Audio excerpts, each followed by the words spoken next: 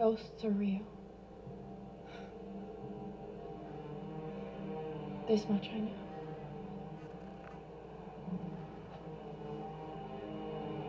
The first time I saw one, I was 10 years old.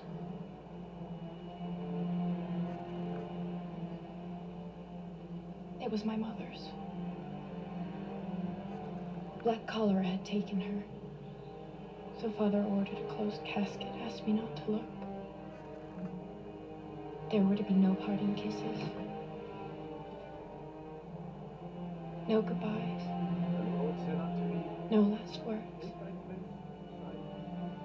That is, until the night she came back.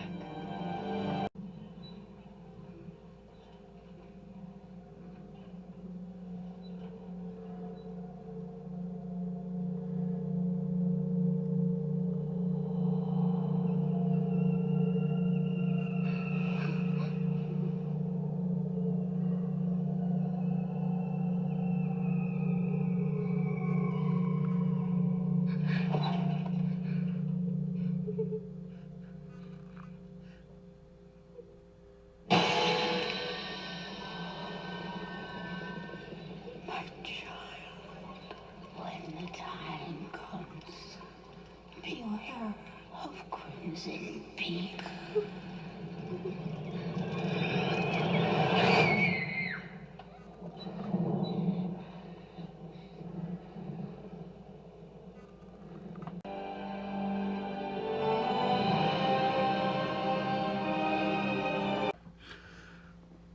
Welcome back.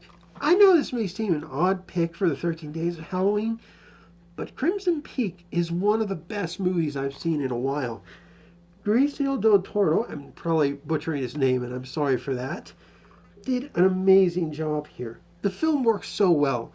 You have an amazing cast of characters, good actors, and a just incredible design.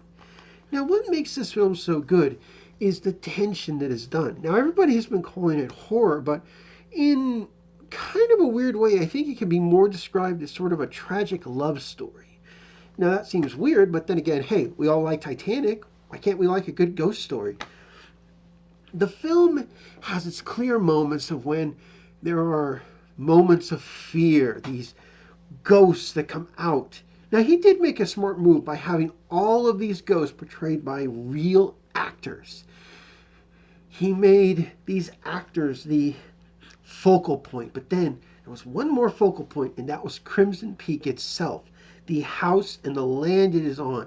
There's this incredible clay that they make these great bricks out of that when it snows, it turns to snow after a bit of time, blood red. That is a sight. So when you get to this house, all the ghosts are blood red. And as you saw her mother from this black cholera kind of disease that she died from was this black ghost. And then there's this white ghost. And then there's this sort of, I would almost call it this blue ghost. The ghosts are these amazing colors and design. There was so much work that went into it. The other thing that impressed me was just how much you believe these characters. And remember that it's set in an earlier time period. So these actors and actresses, they really got to play around with these roles, which is something that you don't see too often nowadays. There is so much about this film that I could talk about, but it would spoil so much context, so many great things. But it would just be wrong to do that. They did such a good job. The ending is in a weird way perfect, and yet it could be opened up for something else. And I love the fact that this young woman who has seen these ghosts is interested by death in all of its points of view. She's this great writer. She does all these wonderful things. And yet, there's great tragedy. There are moments when this film has a crime element to it, or a story about family, and then a story about love. It hits so many different notes. This is what I think made the film so good. I really honestly cannot find a bad moment in this film. That's how well it's done. Yes, there are some slow moments and there's some unneeded tension, but to be fair, I wouldn't have had the film any other way. It works so well in that one regard of building these things slowly and slowly and slowly and slowly that you feel just incredibly impressed. It makes the film so much more better than just, oh, here's a film with some ghosts and some crazy people. It works so much better with that. And this is Del Toro's unique advantages. He knows how to tell a story. These ghosts are in some cases horribly deformed, and yet they are still oddly enough beautiful. The film is told so well both from the living characters and from the dead characters. It's hard to imagine. And the ending of this film is so incredible with the way they do it. There's this white upon red sort of look between these characters. You have this contrast where you have this is about the only thing I'm going to reveal about the ending.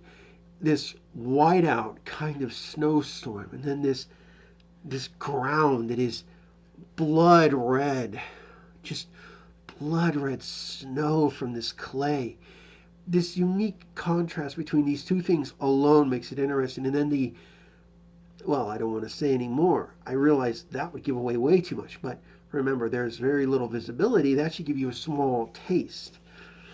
The film has so much energy in that regard too. And they keep things hidden, so well hidden. And then when they finally reveal these little tidbits, it's like, wow, I didn't realize that. I thought it was this character, or this character, or this, or that, or this. And there's so many moments like that. Sometimes it's exactly who you think it is. Sometimes it isn't.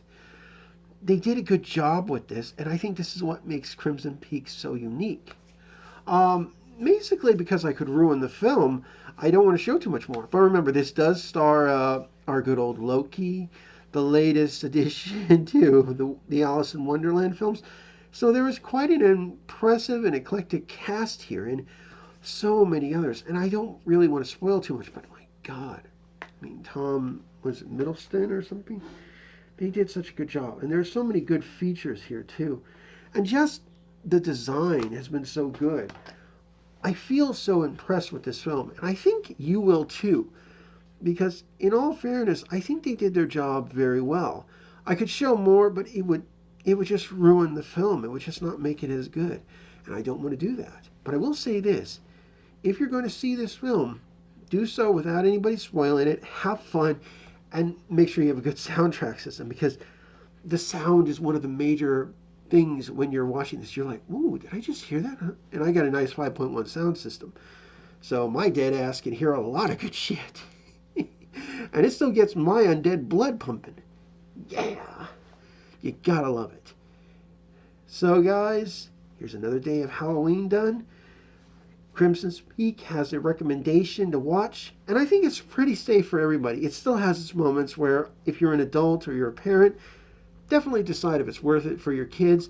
I'm going to give it a 9 out of 10. This is how much I love this film, and I find it works very well. There isn't much of a problem here. It looks fantastic. And these characters are just that much fun to watch. They did a good job. This film's also a few years old, and yet I still feel good. I saw this in theaters, and I had to get it for my home video collection. And I'm glad to say I still own it. Do I recommend it for you? Hell yes. Again, 9 out of 10. And I really do recommend it for you.